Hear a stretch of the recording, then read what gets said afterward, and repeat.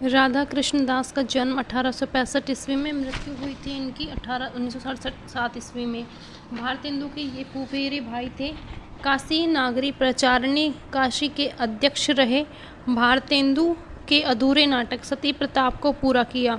ये मोस्ट है सती प्रताप वाला। दुखिनी बाला एक छोटा रूपक लिखा जो हरिश्चंद्र चंद्रिका व मोहन चंद्रिका में प्रकाशित हुआ। इनके नाटक के बारे में बात करें तो दुखिनी बाला, महारानी पद्मावती या मेवाड़ कमिलिनी, महाराणा प्रताप या राजस्थान केसरी 1897 ईस्वी में लिखा इनके द्वारा। और फिर था निस्सहाय हिंदू 1890 ईस्वी में, एक लघु उपन्यास, और इसमें गोवध की समस्या का निवारण किया गया। इसके बाद बात करें बाबू तोताराम, तो बाबू तोताराम ने भारतेंदु पत्र निकाला, भाषा संवर्धनी नामक सभा की स्थापना की, हरिश्चंद्र चंद्रिका में कीर्ति केतु नामक नाटक लिखा और केटो वृतांत नाटक अंग्रेजी का अनुवाद था इनका।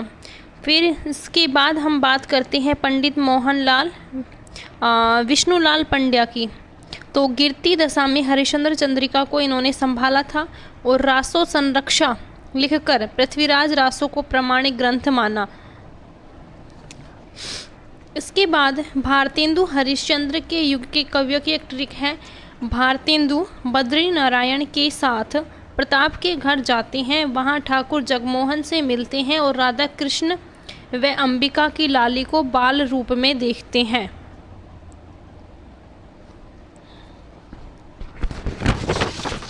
इसके बाद बात करें राधा चरण गोस्वामी की। इनका जन्म 1858 ईस्वी में, मृत्यु 1925 ईस्वी में वृंदावन में। हरिश्चंद्र मैगजीन को देखते देखते समाज सुधार के भाव जागे। इन्होंने भारतेंदु नामक पत्र का संपादन किया था 1883 ईस्वी में वृंदावन से। हिंदू बांधव पत्र में इनके कई लेख छपे थे और ये ब्रह्मा समाज पत्रिका में। इसके बाद बात करें इनके नाटक की, तो सुदामा नाटक, सती चंद्रावली, औरंगजेब के समय हिंदुओं पर होने वाले अत्याचार का इसमें वर्णन किया गया है। और अमर सिंह राठौर ऐतिहासिक नाटक 1894 ईस्वी में लिखा, तन मन धन गोसाई के अर्पण। बिरजा जावित्री मृण्मयी नामक उपन्यासों का हिंदी अनुवाद किया था, जो ये बांग्ला भाषा, मूलतः ये बांग्ला भाषा में थी। तो मोस्ट क्वेश्चन बनता है ये बिरजा जावित्री और मृण्मयी वाला। इसके बाद विधवा विलाप, बूढ़े मुँह मुहासे लोग देखे तमाशे व अन्य रचनाएं।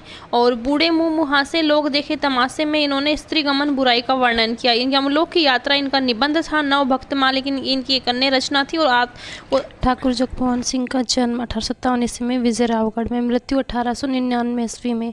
विजय रावगढ़ रियासत के राजकुमार थे। आचार्य शुक्ल ने प्रेम पथिक के रूप में इन्हें स्मरण किया है। भारतेंदु युग के सर्वश्रेष्ठ प्रकृति कवि माने जाते हैं। तो ये मोस्ट इम्पॉर्टेंट है कि श्रेष्ठ प्रकृति कवि कौन मानते हैं, भारतेंदु युग के। विवाहित होने पर भी शिवी नारायण स्थान पर श्यामा नामक स्त्री से प्रेम हो गया। उन्हीं को केंद्रित कर श्यामा स्वप्न लिखा था। तो ये ध्यान रखना कि श्यामा स्वप्न किसको केंद्रित करके लिखा था, तो श्यामा नामक एक स्त्री को केंद्रित करके लिखा था। प्रमुख रचनाओं की बात करें तो श्यामा स्वप्न उपन्यास है जो नागरी प्रचारणी सभा से भी प्रकाशित हो चुका। तो ये मोस्ट है। अंबिका दत्त व्यास ने इसे गद्य काव्य कहा है। ठाकुर जगमोहन ने इसे गद्य प्रधान 4 खंडों में एक कल्पना कहा। अब इनके कविता संग्रह की बात करें तो प्रेम संपत्ति लता 1885 ईस्वी में सवैया छंद में। तो छंद पूछ लेते कई बार, तो सवैया छंद में है। श्यामलता 1885 ईस्वी में। फिर उसके बाद श्यामा सरोजनी 1886 ईस्वी में। देवायनी 1886 ईस्वी में।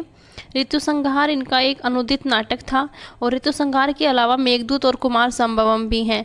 मेघदूत कालिदास के मेघदूत का अनुवाद था। इन्हें हिंदी के रोमानी कवि और प्रकृति के कुशल चितेरे भी कहा जाता है।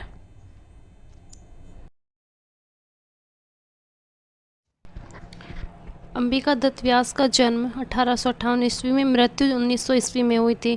ये संस्कृत के प्रतिभाशाली विद्वान थे। पीयूष प्रभा नामक पत्र का संपादन किया था इन्होंने काशी वैष्णव पत्रिका से। और काशी कविता वर्धनी सभा ने इनको सुकवि की उपाधि दी थी। और ये काशी वर्धनी सभा भारतेंदु हरिश्चंद्र के द्वारा स्थापित की गई थी। ये इन्होंने व इन्होंने के स्थान पर इन्होंने उन्होंने लिखते थे। इनकी प्रमुख रचनाओं की बात करें तो बिहारी बिहार, इसमें बिहारी सतसई को कुंडलिया छंद में लिखा है। तो ये मोस्ट इंपॉर्टेंट है कि कौन से छंद में लिखा है, कुंडलिया छंद में, और किसे, बिहारी सतसई को। अवतार मीमांसा इनकी धर्म संबंधी पुस्तक थी, और पवास पचासा 1886 ईस्वी में लिखी। सुकवि सतसई 1887 ईस्वी में। हो होरी 1891 ईस्वी में। इनके नाटक की बात करें तो गो संकट अकबर द्वारा गोबंद किए जाने की कथा है, और यह उन्होंने भारतेंदु के कहने पर लिखी थी। ललिता नाटक ब्रज भाषा में लिखा, और इसमें कृष्ण लीला का वर्णन है। गद्य काव्य मीमांसा इनकी गद्य पुस्तक है। भारतेंदु से प्रेरणा पाकर इन्होंने नाटक लेखन का कार्य किया था, और कंसवध खड़ी बोली की रचना है।